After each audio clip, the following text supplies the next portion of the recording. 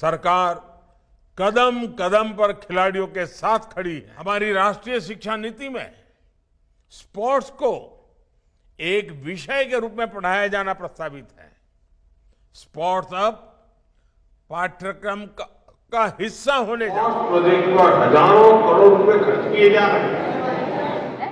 देश की पहली राष्ट्रीय खेल यूनिवर्सिटी के निर्माण से इसमें और मदद मिलेगी। राज्यों में भी स्पोर्ट्स स्पेशलाइज्ड हायर एजुकेशन के लिए प्रयास किए जा रहे हैं। इसमें उत्तर प्रदेश बहुत प्रशंसनीय काम कर रहा है। मेरठ में मेजर ध्यानचंद खेल विश्वविद्यालय का उदाहरण हमारे सामने है। आज देश भर में 1000 खेलो इंडिया सेंटर्स की भी स्थापना की जा रही है।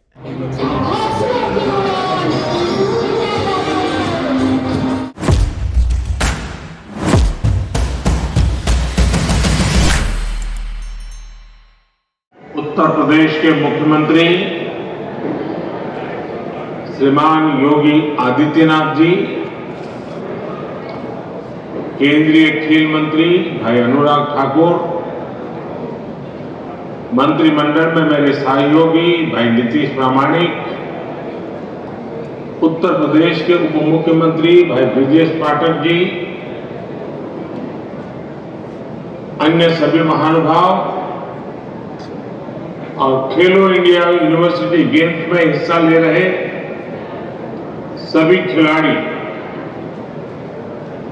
आप सभी को बहुत बहुत बधाई। आज यूपी देश भर की युवा खेल प्रतिभाओं का संगम बना है। खेलो इंडिया यूनिवर्सिटी गेम्स में जो 4000 जितने खिलाड़ी आए हैं, मैं उत्तर प्रदेश का सांसद हूं,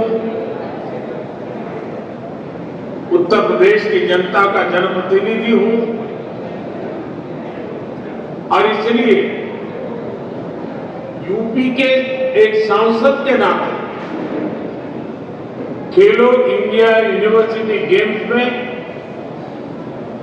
यूपी आए हुए और आने वाले सभी खिलाड़ियों का मैं विशेष रूप से स्वागत करता हूं।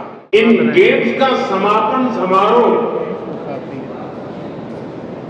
काशी में आयोजित किया जाएगा। काशी का सांसद होने के नाते मैं इसे लेकर भी बहुत उत्साहित हूं।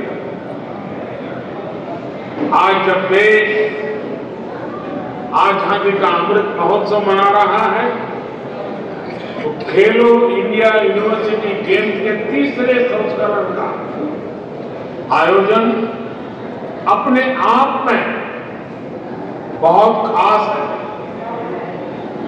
ये देश के युवाओं में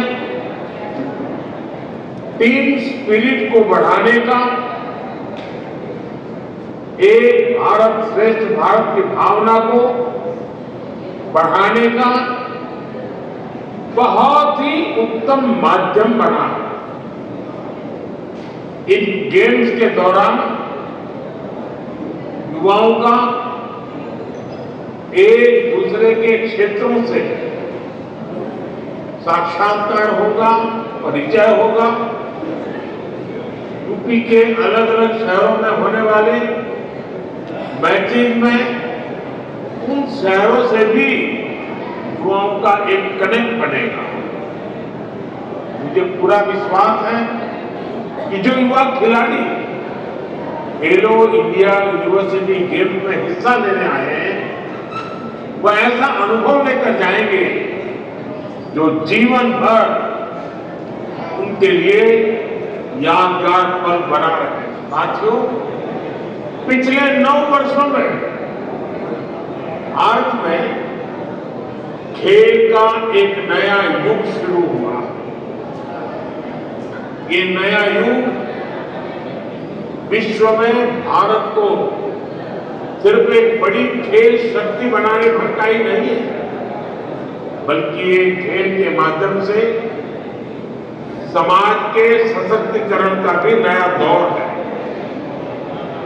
एक समय था जब हमारे देश में खेलों को लेकर एक उदासीनता का ही भाव था। स्पोर्ट्स में एक कैरियर हो सकता है, ये कम ही लोग सोचते थे।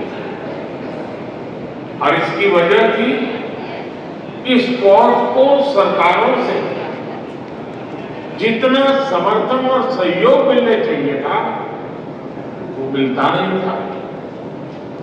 ना तो स्पोर्ट्स इंफ्रास्ट्रक्चर पर उतना ध्यान दिया जाता था और ना ही खिलाड़ियों की जरूरतों का ध्यान रखा जाता था। इसलिए गरीब और मध्यम वर्ग के बच्चों के लिए, गांव देहात के बच्चों के लिए खेल में आगे बढ़ पाना बहुत मुश्किल था। समाज में ये भावना बढ़ती जा रही थी कि खेल तो सिर्फ खाली समय बिताने के लिए होते हैं। ज्यादातर माता पिता को भी लगने लगा कि बच्चे को उस प्रोफेशन में जाना चाहिए जिससे उसकी लाइफ सेटल हो जाए। कभी मैं सोचता हूं कि सेटल हो जाने वाली मानसिकता की वजह से न जाने कितने महान खिलाड़ी देश ने खो दिए होंगे। लेकिन आज मुझे खुशी है, खेलों को लेकर माता पिता और समाज के दृष्टिकोण में बहुत बड़ा बदलाव आया। जीवन में आगे बढ़ने के लिए खेल को एक एट्रैक्टिव प्रोफेशन के तौर पर देखा जाने लगा और इसमें खेलो इंडिया अभियान ने बड़ी भूमिका निभाई। साथियों, खेलों के प्रति पिछली सरकारों का जो रवैया रहा उसका एक जीता जागता सबूत कॉमनवेल्थ खेलों के दौरान हुआ घोटाला था। जो खेल प्रतियोगिता विश्व में भारत की धाक जमाने के काम आ सकती थी, उसी में घोटाला कर दिया गया। हमारे गांव देहात के बच्चों को खेलने का मौका मिले, इसके लिए पहले एक योजना चला करती थी, पंचायत युवा क्रीड़ा और खेल अभियान। बाद में इसका नाम बदलकर राजीव गांधी खेल अभियान कर दिया गया।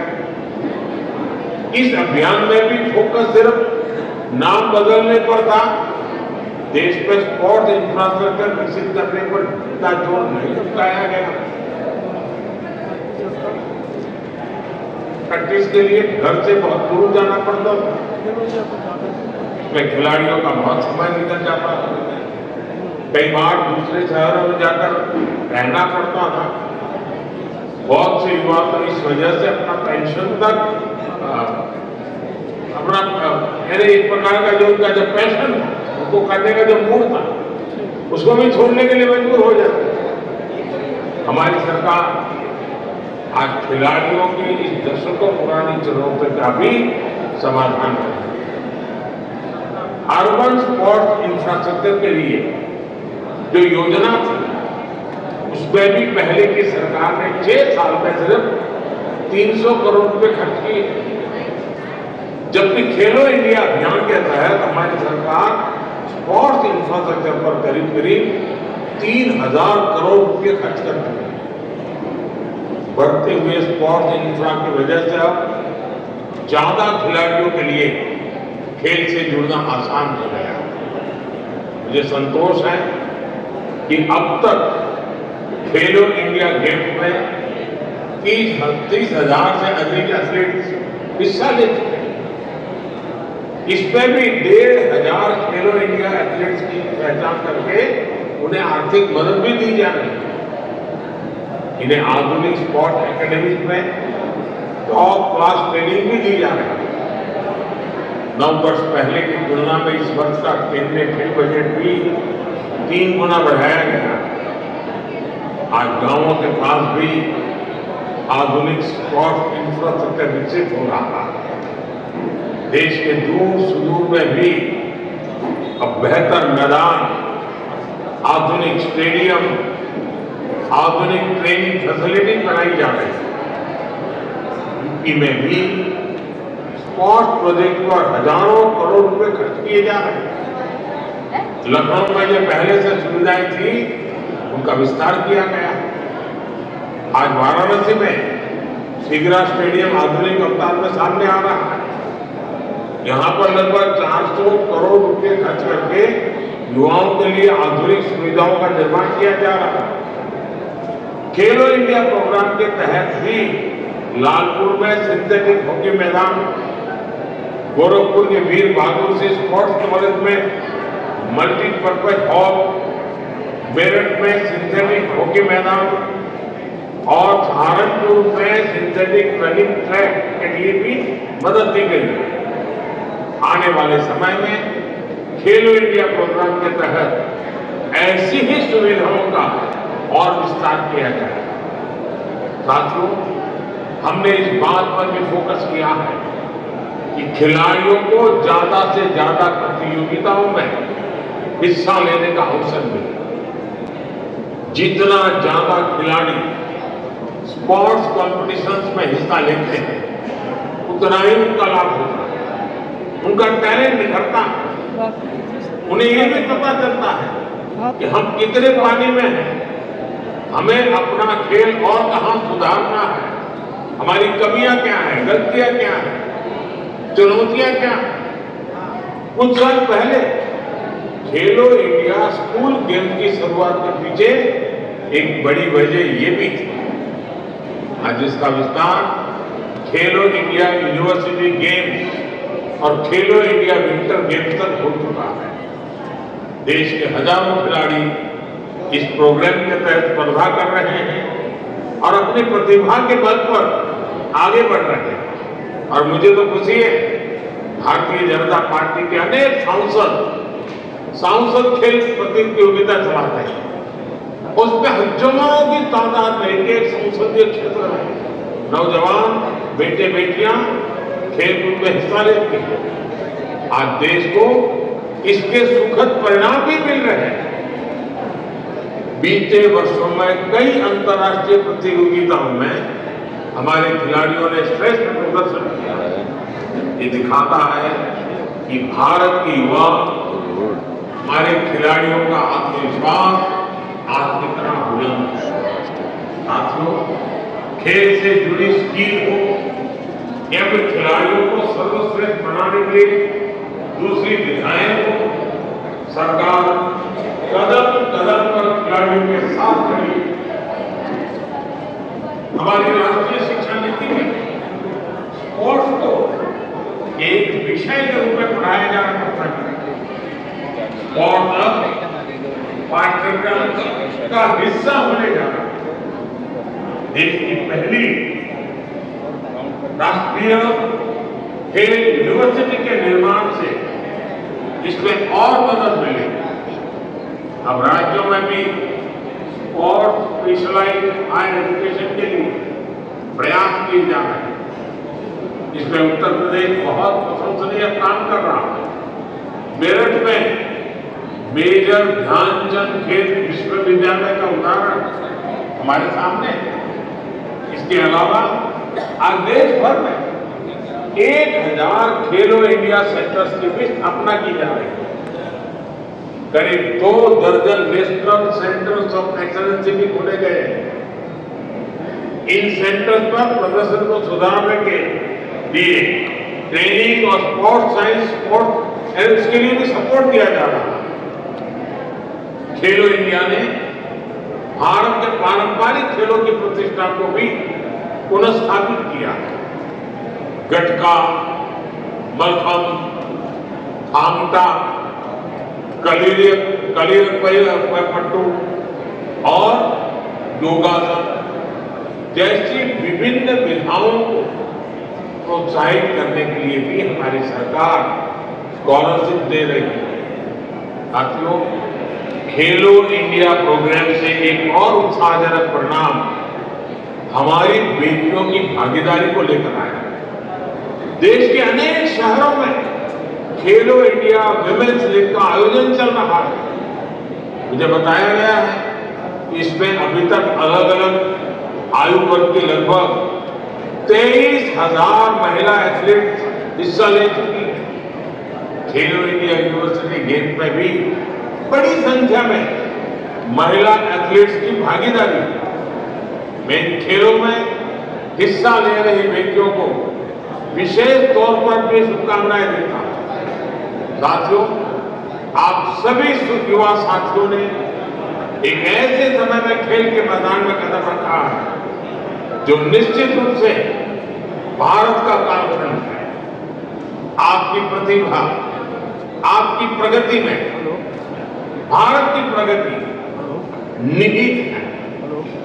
आप ही भविष्य के चैंपियन हैं। तिरंगे की शान को बढ़ाने की जिम्मेदारी आप सभी पर है। इसलिए कुछ बातें हमें जरूर याद रखनी चाहिए। हम अक्सर खेल भावना, टीम स्पिरिट की बात करते हैं। एक खेल भावना आखिर है क्या? क्या ये सिर्फ हार जीत को स्वीकार करने तक सीमित है? क्या ये सिर्फ टीम वर्क तक ही सीमित है? खेल भावना के मायने इससे भी विस्तृत है, व्यापक है। खेल निहित स्वार्थ से ऊपर उठकर सामूहिक सफलता की प्रेरणा देता है। खेल हमें मर्यादा का पालन कराना सिखाता है, नियमों से चलना सिखाता है। मैदान में बहुत बार परिस्थितियां आपके विरुद्ध हो सकती हैं। संभव है कि कई बार निर्णय भी आपके विरुद्ध हो, लेकिन खिलाड़ी अपना धैर्य नहीं छोड़ता। नियमों के प्रति हमेशा प्रतिबद्ध रहता है। नियम कानूनी मर्यादा में रहते हुए कैसे धैर्य के साथ अपने प्रतिद्वंदी से पार पाया जाए, यही एक खिलाड़ी की पहचान होती है। एक विजेता तभी महान खिलाड़ी बनता है जब वो हमेशा खेल भावना का, मर्यादा का पालन करता है। एक विजेता तभी महान खिलाड़ी बनता है जब उसके हर आचरण से समाज प्रेरणा लेता है। इसलिए आप सभी युवा साथियों अपने खेल में इन बातों का ध्यान जरूर रखना चाहिए। मुझे विश्वास है आप इन यूनिवर्सिटी गेम्स में खेलेंगे भी और खिलेंगे भी। एक बार फिर आप सभी को बहुत बहुत शुभकामनाएं। खूब खेलिए, खूब आगे बढ़िए। धन्यवाद।